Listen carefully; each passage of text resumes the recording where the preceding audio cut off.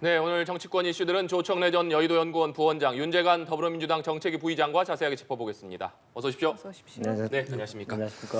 먼저 국민의힘 얘기부터 해보겠습니다. 서울 강서구청장 보궐선거 참패 이후에 국민의힘 안팎에서 지도부 책임론이 불거졌습니다. 어제 4시간이 넘는 국민의힘 마라톤 의원 총회 끝에 현재 김기현 대표 체제로 쇄신에 나서겠다 이렇게 총의를 모았는데 김 대표는 어제 만약 내년에 있을 총선에서 진다면 정계 은퇴 각오로 책임지겠다 이런 의지를 밝히기도 했습니다. 의원총회 결과 원장님 어떻게 보셨습니까? 지금 현실적인 상황이 녹록지 않으니까요. 질서 있는 혁신, 질서 있는 변화를 택했다. 의원들이 그 부분에 다 동의를 했다고 이렇게 봅니다. 지금 잘 아시는 것처럼 정기국회 기간 중이잖아요. 지금 국감이 끝나고 나면 곧 대통령의 정부 시정연설이 있고 예산국회로 넘어갑니다. 네. 이런 상황에서 지도체제를 흔드는 게 맞나 이런 것도 있었고요. 그다음에 총선 공천이 한 2월쯤에 이루어지니까 통상 공천까지 남은 시간도 한 4개월 정도밖에 되지 않습니다. 그래서 지금 지도 체제 전체가 지도부 전체가 물러나면 이 대안 체제를 만드는데 짧게는 한 달, 길게는 2달 걸리지 않겠습니까? 그러면 그 극심한 혼동, 분열 양상이 나타날 수 있기 때문에 이런 식의 흔들기는 좀 어렵다 해서 의원들이 다 그 김기현 체제를 재신임한 것 같고요. 재신임 받은 김기현 대표는 혁신 과정이나 총선 결과를 통해서 심판을 받겠다고 말씀하시는 게 당연한 거고 또 그렇게 될 거라고 봅니다. 네. 당의 혼돈과 분열을 우려한 재신임이다 이렇게 분석해 주셨는데 윤재관 부의장께서는 어떻게 보셨습니까? 국민 눈높이에서 평가를 해야 될 것 같습니다. 여러 어려움이 있다 하더라도 국민 눈높이에 맞지 않으면 그것은 국민들과 민심과 괴리되는 거기 때문에 정당이 하지 말아야 될 일 중에 하나를 하게 되는 그런 우를 범할 수가 있습니다. 이번 경우가 바로 그런 것 같습니다. 왜냐하면 국민들은 김기현 대표가 책임질 사람이지 김기현 대표가 다시 중심에 서서 쇄신을 한다는 것에 대해서 누가 그것에 대해서 용인을 하고 이해를 하겠습니까? 그래서 국민 눈높이에 전혀 맞지 않는 내용이다라는 생각이 들고요. 그 관련해서는 국민들이 이후에 어떻게 평가하실지는 여러 여론조사라든가 다른 방법으로 확인이 되겠습니다만은 지금의 난파선거 같은 국민의힘의 추세로 본다면 지금의 이 결정이 아마 좀 더 국민의힘에 더 어려운 상황으로 더욱더 만들 상황이 되지 않을까 싶고 그런 차원에서 지금 이번의 결정이 저는 임시 방편에 불과할 것이고 내년 총선까지는 가지 못할 것이다 이렇게 예상하고 있습니다. 예. 자, 재신임을 받은 김기현 대표 본격적인 당 쇄신 작업에 들어갔는데요. 먼저 강서구청장 보선 참패 책임을 지고 물러난 임명직 당직자 새 후임 인선안을 발표했습니다. 어떻게 평가하시는지요? 이번에 그 당직 인선을 보면 우선 젊어졌다는 점이 부각돼요. 다 70년생 이후들이잖아요. 그리고 정책위 의장에 지금 임명된 유의동 의원 같은 경우는 유성민계로 분류가 되고 있고 그리고 시각장애인으로 지금 의정활동을 하고 있는 김예지 지명직 최고위원은 상당히 훌륭한 분입니다. 그러니까 사회적 약자를 대변할 뿐만 아니라 각종 법안에 대해서도 소수 의견을 내기도 했고 신념 있는 정치를 보여줬거든요. 이런 분들을 배려했고요. 그다음에 지금 제가 어제 의석수를 다시 해보니까 국민의힘의 비영남권 3선이 6명에 불과하고 비영남권 재선은 9명에 불과합니다. 그러니까 이게 당 지도부가 당직 인선을 하는데 이게 당평을 하고 수도권 중심으로 가기가 상당히 현실적으로 어려운 여건임에도 불구하고 할 수 있는 범위 내에서 수도권, 원외, 그다음에 젊은 정치인들을 두루 안배하는 인사를 했다. 좀 더 시원하게 하면 좋겠지만 현실적 여건이 어려운 가운데 해답을 냈다 이렇게 봅니다. 예, 젊고 또 두루 안배를 한 당직 인선안이었다 이렇게 평가를 해주셨거든요. 어떻게 평가하시는지요?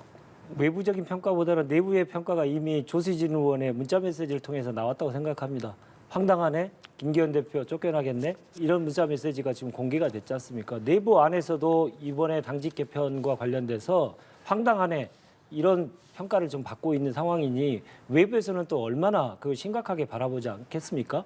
당연한 거라고 생각하고 내용적으로 뜯어보면 정말 문제가 많은 당직 인선이다 생각이 듭니다. 수도권 민심을 반영하는 당 체계를 가자고 하면서 사무총장은 다시 TK를 임명했습니다. 어려움이 있다 하더라도 그 어려움을 돌파하는 게 정치지 어려움 때문에 현실론을 채택할 수밖에 없다. 이거는 미봉책에 불과하고 국민들한테는 전혀 납득이 되지 않습니다. 두 번째로는 민심의 죽비를 맞았다라고 김기현 대표가 얘기했습니다만 민심에 완전히 반하는 여의도 연구소장이 임명이 됐습니다. 작년에 수해가 났을 때 이런 말을 했던 분이 기억나시죠? 사진 잘 나오게 비가 좀 더 왔으면 좋겠다. 이런 그 역대급 망발을 해서 당원권 정지 6개월을 받았던 분이 그게 풀리자마자 지금 영전에 갔습니다. 이게 말이 됩니까? 국민들로부터 죽비를 맞았는데 국민들에게 가장 아픈 말을 했던 사람을 영전을 시켜가지고 여의도 연구소장이라고 하는 선거 때 매우 중요한 자리에 중책을 맡겼다고 하는 것에 국민이 어떻게 납득을 하겠습니까? 이것은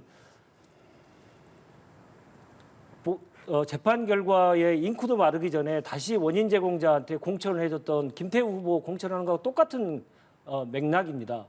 이런 상황에서 민심을 위반했고 민심과 반했던 사람들에 대해서 계속적인 평가가 제대로 되지 않는 상황에서 다시 그 사람들을 중용한다.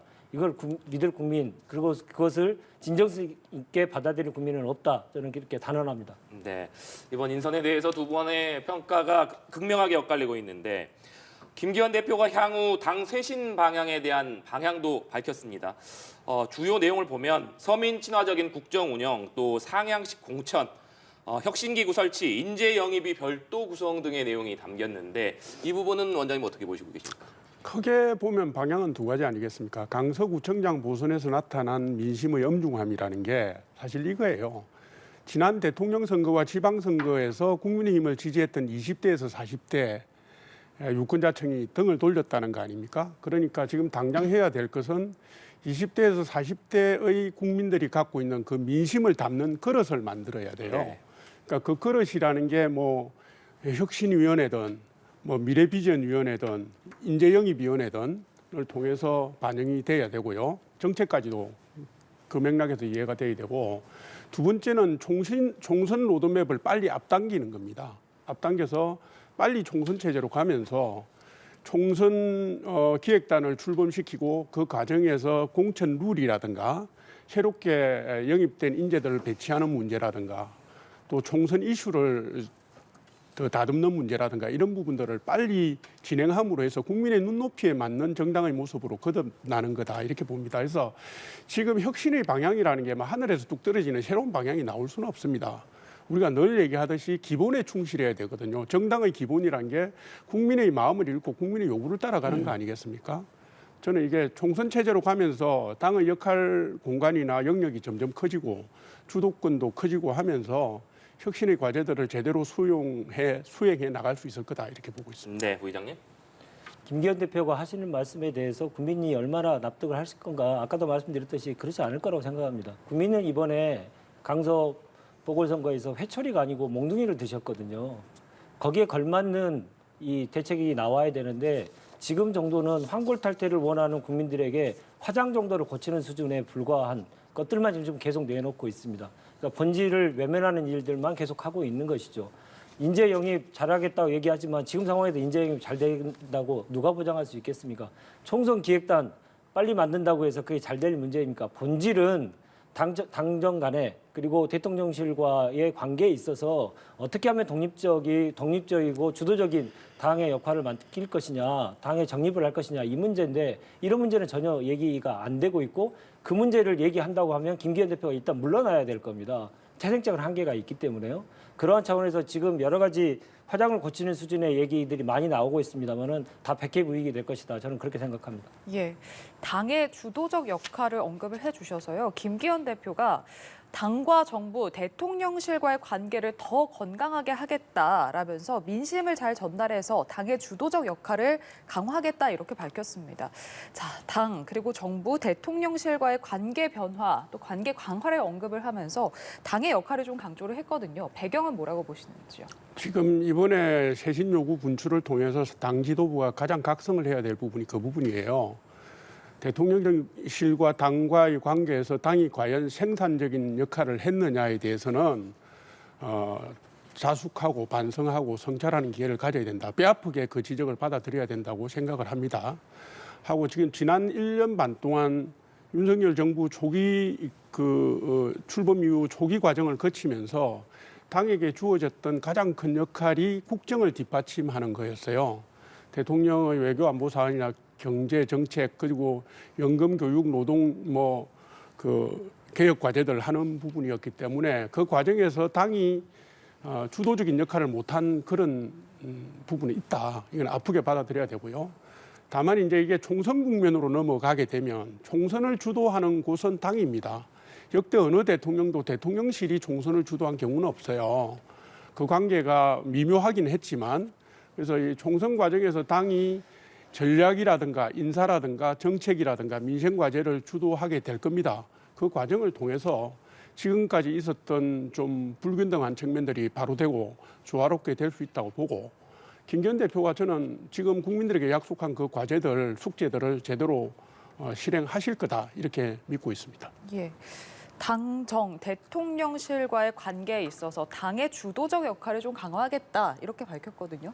늘 어떤 정부든 간에 이 집권 여당과 대통령실의 관계가 어떻게 설정돼야 되느냐 이게 집권 세력의 가장 큰 숙제 중에 하나입니다. 늘 있어왔던 문제입니다. 그러나 이번처럼 당 대표 선출에 있어서 대통령과 대통령실이 직접 나서서 판을 흔들고 어떤 후보를 당선시키고 했던 사례는 극히 이례적입니다. 건강한 관계를 유지하기 위해서 적당한 거리를 항상 두어왔던 게 정치적인 금도였는데 지난 국민의힘 전당대회는 대통령실이 다 치렀다고 해도 과언이 아닐 정도 아니었습니까? 그래서 김기현 대표는 1위 후보가 다 제껴지고 김기현 대표가 저 뒤에 있던 후보가 대통령실의 지원에 의해서 당대표가 됐지 않습니까? 건강한 당 관계, 당과 대통령실의 관계는 애초에 불가능한 것입니다. 불가능한 것을 가지고 계속 지금 싸매고 뭔가를 노력한다고 한들 해답은 나오지 않을 것이다. 본질부터 좀 다시 점검하시고 체계를 갖추는 게 정답이다. 저는 그렇게 생각합니다. 네, 윤석열 대통령은 이번 선거 결과에 대해서 선거 결과에서 교훈을 찾아서 차분하고 지혜롭게 변화를 추진해 나가는 것이 중요하다. 이렇게 강조하기도 했습니다. 윤 대통령이 얘기한 변화 어떤 의미라고 해석하고 계십니까? 차분하고 지혜롭게라는 그 표현 때문에 며칠 동안 그 의미를 두고 해석들이 분분하던데요. 네. 저는 사실은 매우 원론적인 말씀으로 이해를 했습니다. 이게 이제 우리가 혁신의 과제가 떨어졌을 때 당을 추스르고 국정의 과제들을 추스르고 할 때 이게 중구난방으로 가면 되겠습니까? 혁신의 동력마저도 꺼트리고 분열로 가고 이렇게 해서 극도의 혼동으로 가게 되면 그게 국민들에게 피해를 끼치는 겁니다. 그래서 대통령께서 말씀하신 것은 혁신의 동력을 제대로 살려서 갈 수 있는 방안을 당 지도부, 국민의힘 구성원들이 지혜롭게 내달라. 이렇게 이해를 하면 되는데 차분하게라는 말에 방점을 찍어서 김기현 체제를 인정하기 위한 것이다. 변화를 싫어하는 것이다. 제가 볼 때는 이건 좀 억지고요. 네. 예, 그 당이 대안 체제를 균형감 있게 만들어가는 과정. 지금 그게 아까도 말씀드렸다시피 정기국회도 있고 예산국회도 있고 무슨 총선도 5만 개 다 있는데 당이 근본적으로 흔들리면 국민의 민생은 누가 책임을 집니까? 대통령께서 하신 말씀은 그 뜻이라고 저는 보고 있습니다. 네. 문제의 본질을 벗어나는 일을 자꾸 하면요. 국민들이 회초리가 아니고 진짜로 멍둥이를 듭니다. 대통령의 지 메시지에 대해서 저는 해석하고 싶은 생각이 1도 없습니다. 왜냐하면 메시지가 잘못됐기 때문입니다. 국민은 지금 당에게 대통령은 지금 당의 메시지를 낼 게 아니고 국민에게 메시지를 내야 됩니다. 국정 운영에 좀 미숙한 점이 있었고 잘못된 게 있었습니다. 더욱 잘하겠습니다. 분발하겠습니다. 이런 대국민 메시지를 내야 되는데 지금까지도 침묵하고 있습니다. 당에게만 차분하게 하라 이렇게 얘기하고 있고 완전 목가적인 분위기 아닙니까? 지금 선거가 참패했는데 대통령에 대한 국정 운영의 평가로서 참패를 했는데 대통령은 너무나 차분하고 한가롭습니다. 국민들은 그것을 이해를 하겠습니까? 지금은 우리가 대통령의 이 발언에 대해서 해석을 할 때가 아니고 왜 국민들에게 메시지를 내지 않는지에 대해서 분명하게 지적을 해야 된다고 생각합니다. 참고로 2021년도에 서울시장 선거가 있었을 때 문재인 정부 시절입니다. 여당이 그때 참패를 했습니다. 대통령은 즉시 대국민 사과 메시지를 내셨고 국정 쇄신에 나서겠다는 말씀을 하셨고 또 하나 국무총리와 정무수석을 사임을 하게 했습니다. 그래서 인적 개편까지도 이루어냈거든요. 그 국민은 결국은 선거 결과도 중요하지만 선거 결과 이후에 어떻게 수습하고 어떻게 민심을 반영할 것인지 그 자세를 함께 보시는 건데 이번은 선거에서도 참패하고 수습 측에서도 정말 지금 참패하고 있다. 저는 그렇게 보입니다. 예. 자, 한편 강서구청장 보궐선거 이후에 연일 공방을 이어오던 국민의힘 안철수 의원과 이준석 전 대표가 오늘도 충돌을 했습니다. 두 사람 각각 오늘 오전에 국회에서 기자회견을 열었는데 먼저 안철수 의원이 이준석 전 대표를 겨냥해서 내부 총질만 일삼는 오만의 극치를 달리고 있다. 내년 총선에서도 당의 내부 총질을 하고 가짜 뉴스를 생산할 거다라면서 당 윤리위원회에 이준석 전 대표 제명 징계를 요청을 하기로 했습니다. 자, 이에 이준석 전 대표는 아픈 사람은 상대하지 않는다 이렇게 답했거든요. 자, 두 사람의 공방 어떻게 보셨는지요? 짜증나죠.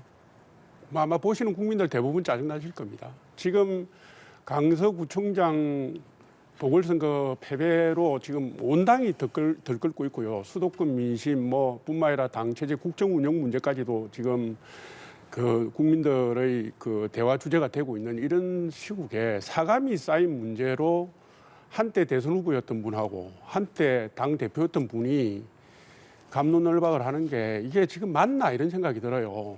당의 발전적 그 행보에 전혀 보탬이 되지 않은 뿐만 아니라 걸림돌이 되고 있는데요. 한편으로 보면 제가 특정인을 거론해서 죄송합니다만은 한때 대선 후보였던 분이 지금 당원권 정지를 당하고 있는 젊은 정치인을 상대로 그런 기자회견을 하고 하시는 건 좀 부적당해 보입니다. 물론 이제 이준석 전 대표도 말하자면 문제에서 벗어날 수 없고요. 좀 눈살이 찌푸려진다 이렇게 봅니다. 예. 자, 민주당에서 두 사람의 연일 공방을 이어가고 있는 이 상황 어떻게 바라보고 계신지요? 사자성어로 하면 목불인견이죠. 네. 국민들이 더 짜증날 수밖에 없지 않겠습니까? 특히나 이제 두 사람의 이 공방 그 자체가 건설적인 내용 가지고 하는 것보다는 아까 말씀하셨듯이 사감에 의한 것으로 다들 인식을 하고 있고 그럴 만한 서로 간에 공격을 할 만큼의 도덕적인 우위라든가 어떤 성과를 보여줬던 사람이 아니기 때문에 더욱더 그런 문제에 대해서 국민들은 짜증스러운 눈빛으로 쳐다보고 있는 것 같습니다. 네. 상대당의 문제이기 때문에 좀 많이 말을 좀 상가해서 얘기하고 싶습니다만은 이럴 때 질서 있는 쇄신을 얘기하고 계시던데요. 국민의힘에서는 질서 있는 쇄신이 안 됩니다. 이걸 보시면 알지 않습니까? 대대적인 혁신을 해야 되는데 질서 있는 쇄신이란 이름 하에 미봉책에 계속 불과한 내용만 계속 쏟아내고 있는 문제, 그런 문제가 이런 문제들로 인해서 다시 부각이 될 것이고 이런 체계가 얼마나 더 갈까요? 저는 얼마 가기 어렵다. 다시 한번 얘기 드리고 싶습니다. 네, 민주당 이재명 대표 얘기로 넘어가 보겠습니다. 검찰이 이재명 대표를 위증교사 혐의로 오늘 불구속 기소했습니다. 백현동 개발 특혜 의혹 사건으로 기소한 지 나흘 만인데 이번 추가 기소에 대해서 부의장님은 어떻게 보고 계십니까? 여러 가지 사안에 대해서 검찰에 대한 평가를 함에 있어서 검찰이 자꾸 이제 정치를 한다 이런 얘기를 많이 드리지 않습니까? 기소를 하는 데 있어서 기소권은 이제 검찰에 있기 때문에 검찰이 판단할 문제죠. 근데 이것도 역시 국민들에게 좀 납득이 돼야 될 거 아니겠습니까? 구속영장을 청구할 때는 3가지를 한꺼번에 했다가 나머지 그 3가지 건에 대해서는 또 슬라이스 쳐가지고 하나하나씩 처리하고 있거든요. 특히나 지금 대북송금과 관련돼서는 수사를 했던 수원지검으로 지금 오늘 다시 돌려보냈어요. 네. 그러면 수사도 제대로 안 돼 있는 거 가지고 제1당의 당대표를 구속하기 위해서 구속영장을 청구했다는 거 아니겠습니까? 검찰이 얼마나 제대로 된 수사가 안 됐는지를 스스로 증명하고 있다. 이렇게 생각하고요. 어쩌면 다른 측면에서도 볼 수 있지 않을까 싶습니다. 구속영장 청구를 다시 한번 이 3가지 건 중에 대북송금 건과 관련해 가지고 다시 구속영장을 청구해서 당을 흔들어 놓거나 전국 상황을 좀 더 어렵게 만들 그런 속셈이지 않나라는 판단하신 분도 계시는 것 같습니다. 후자가 맞다면 검찰은 진짜 수사를 중지해야 될 겁니다. 그리고 정치를 좀 이제 그만하시기 바랍니다. 아무리 그렇게 꼼수를 쓴다고 한들 국민들은 그것을 용납하지 않을 것이고 이미 검찰이 무리한 수사를 했고 잘못된 구속영장을 청구했다는 것 국민적인 판단은 이미 끝났습니다. 검찰이 더 이상 수수를 쓰지 않게 바랍니다. 네, 원장님. 아니 뭐 네 번째 기소잖아요, 그죠? 그런데 지금 말씀하신 것처럼 지난번에 구속영장 청구를 할 때 세 가지 혐의를 같이 한 거는 맞습니다. 근데 그 과정에서 백현동 부분하고 위정교사 혐의하고 쌍방울 대북 송금 문제에 대한 재판부의 뭐 질문 내용이라든가 뭐 구속영장을 기각할 때 사유가 있지 않겠습니까? 그래서 이 부분에 대해서 당장 입증 가능한 거는 입증 가능한 대로 가고 보강 수사가 필요한 건 보강 수사를 하겠다는 의지를 보인 거예요. 제가 볼 때는 백현동 그 의혹 사건을 기소한 지 나흘 만에 다시 위정교사 혐의를 기소했다는 것은 2018년도 그 검사 사칭 사건이잖아요. 공직선거법 위반으로 넘어간 부분을 이재명 대표가 당시 자기 사건과 관련해서 당시 성남시장 비서였던 김모 씨에게 자신에게 유리한 증언을 해달라고 했던 그 내용입니다. 그죠? 그걸로 해서 2020년 5월에 대법원에서 무죄 판결을 받은 거 아닙니까? 그러면 이 부분에 대한 검찰이 입증 가능한 자신이 있는 겁니다. 이 부분만 떼서 기소를 하는 것은 저는 그렇게 보고 있고요. 그다음에 이화영 건은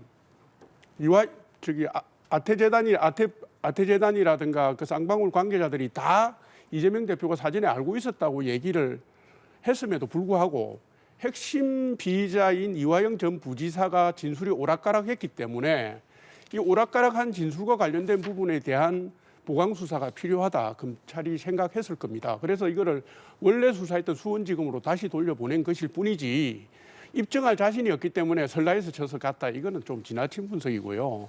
검찰은 합당성과 한목적성을 가지고 가고 있다 이 말씀을 제가 드리고 싶습니다. 예.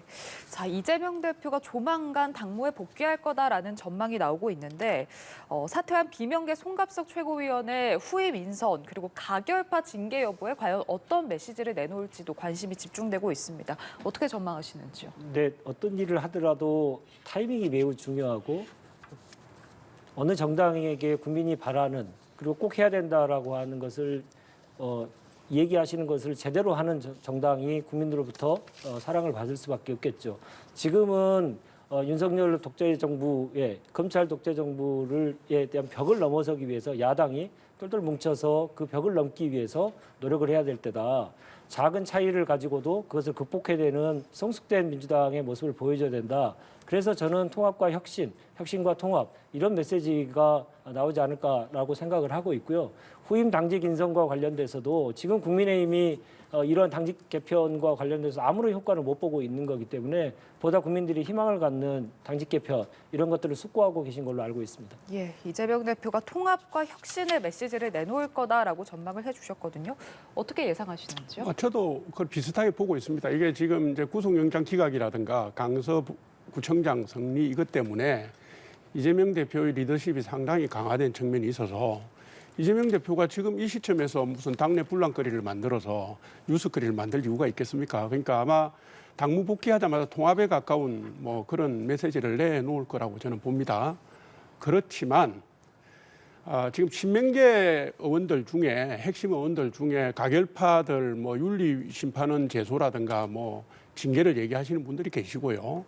그다음에 개딸이라든가 외부의 핵심 강성 당원들도 뭐 비명계 뭐 단죄 뭐 지역구 심판 이렇게 끌고 나가고 있습니다. 그래서 이재명 대표가 그 통합 메시지를 내놓을 거는 이해가 되는데 이게 혹시 역할 분담에 따른 치고 빠지는 양동작전은 아닌지 하는 생각도 들거든요. 그래서 일단 복귀하시고 난 뒤에 행보를 한번 지켜봐야 되겠습니다. 네.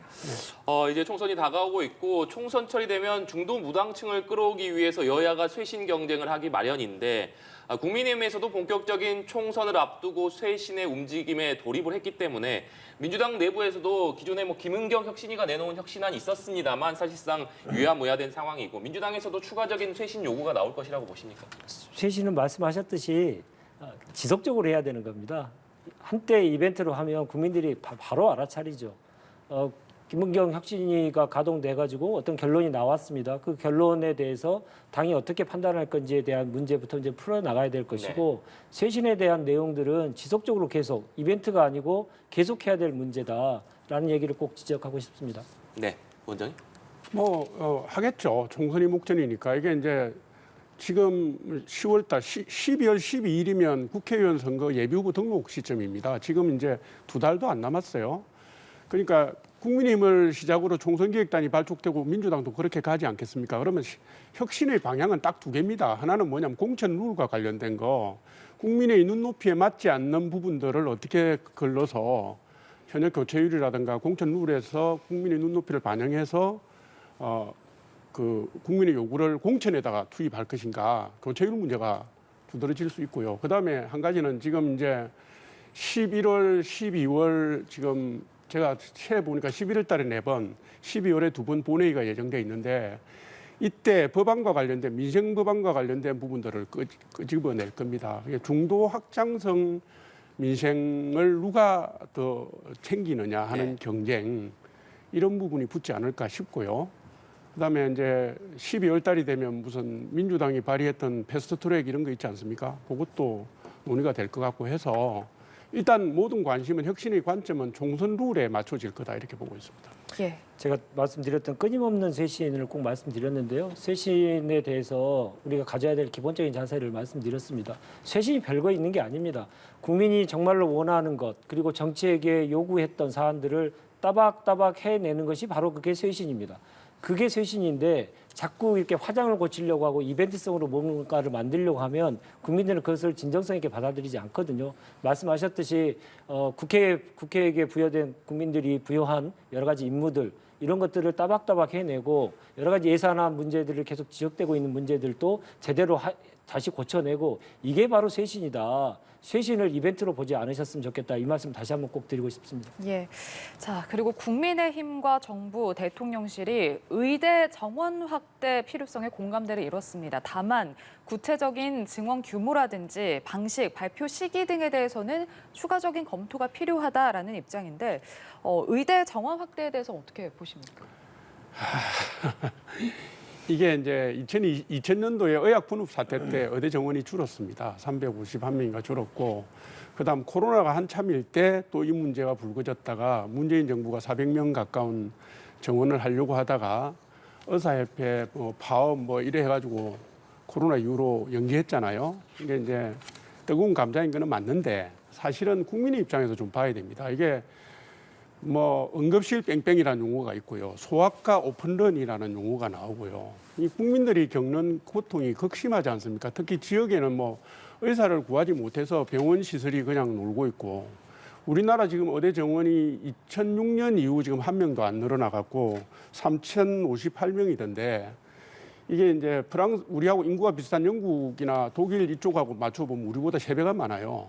근데 이거를 의사협회에서는 1명도 못 고친다라는 식으로 지금 문제는 의사가 부족한 게 아니라 특정 지역, 특정 과목에 문제가 쏠려서 그렇다 이 말씀을 하시는데 지금 잘 아시는 것처럼 의원급 병원들은 토요일도 다 합니다. 하고 전공의들은 지금 일반 직장인의 2배에 달하는 노동시간, 주당 최대 80시간까지 하고 있어요. 그렇게 하고 있는데 의사가 모자라지 않다, 쏠림 현상 때문이다. 이거는 너무 무책임한 발언이라고 저는 봅니다. 그래서 지금 고령화도 지금 우리나라가 2년 후에 초고령 사회로 들어간다는 거 아닙니까? 그러면 의료 서비스 수요가 폭발적으로 늘어날 텐데 선진국들도 지금 우리보다 3배 많은 국가들도 늘리는 추세로 가고 있어요. 그러면 의사협회도 기득권만 자꾸 내세우지 마시고 국민 불편을 고려해서 정부와 잘 대화해서 정원하는 쪽으로 가야 된다. 저는 이렇게 봅니다. 예. 의대 증원과 관련된 논의 어떻게 보십니까? 이것도 본질을 분명하게 지적해야 된다고 생각하는데 의대 정원 문제가 어떻게 할 것이냐 이게 문제가 아니고요. 증원된 인력을 어디에 어떻게 배치할 것이냐가 본질입니다. 핵심입니다.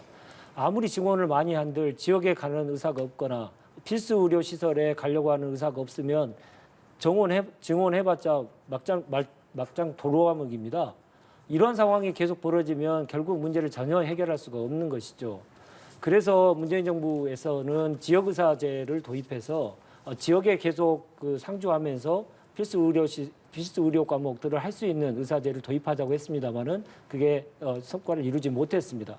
실제로 본질은 그 점에 대해서 정원의 문제로 얘기하지 말고 정말로 지역에 가서 일할 수 있는 필수 의료 시설을 인력을 어떻게 확보할 것이냐 이 문제에 집중해야 된다고 생각합니다. 근데 그 문제에 관련돼서 정부가 제대로 된 내용을 아직 발표하지 않고 증원 숫자만 계속 얘기가 중심이 이루어지고 있어서 그 문제에 대한 논의의 본질이 좀 바뀌어야 된다 생각이 들고요. 앞서 언론 보도를 보니까 그 정부는 이런 생각을 하는 것 같습니다. 지방의 국립대 병원에 대한 혜택을 많이 줘가지고 지방 의료기관들을 조금 더 확충하겠다 이런 내용인데 그 핵심 내용이 뭐냐면 의사에 대해서만 여러 가지 그 임금의 체계에 대한 규제가 있는데 그걸 풀어줘가지고 임금을 많이 올려줘서 많은 좋은 의사들이 지역에 갈 수 있도록 이렇게 하자고 얘기를 하시는데요. 이것도 정말 그 단견입니다. 왜냐하면 의료기관에 의사만 있는 게 아니지 않습니까? 종사하는 분들이 간호사들도 있고 여러 가지 필수 인력도 있는데 의사만 그 임금 올려주고 다른 분들은 임금을 그대로 동결을 하겠다고 하면 이게 제대로 운영이 되겠습니까? 이렇게 미봉책하지 마시고요. 분명하게 사태의 본질을 분명하게 인식하시고 그에 대한 대책을 내놓는 게 맞다. 저는 그렇게 봅니다. 예, 알겠습니다. 두 분 말씀 여기까지 듣도록 하겠습니다. 조청래 전 여의도연구원 부원장, 윤재관 더불어민주당 정책위 부의장과 함께했습니다. 고맙습니다. 고맙습니다. 감사합니다.